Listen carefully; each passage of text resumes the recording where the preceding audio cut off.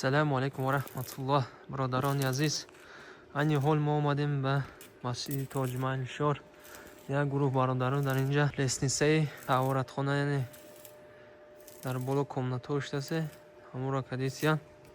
Аллоҳ ай бародарон розӣ шуде бошад.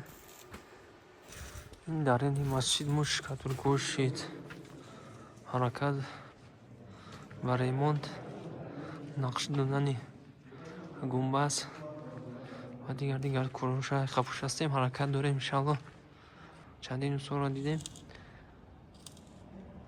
насиби ки боша иншаллоҳ якташ корам мегира сар мекунам.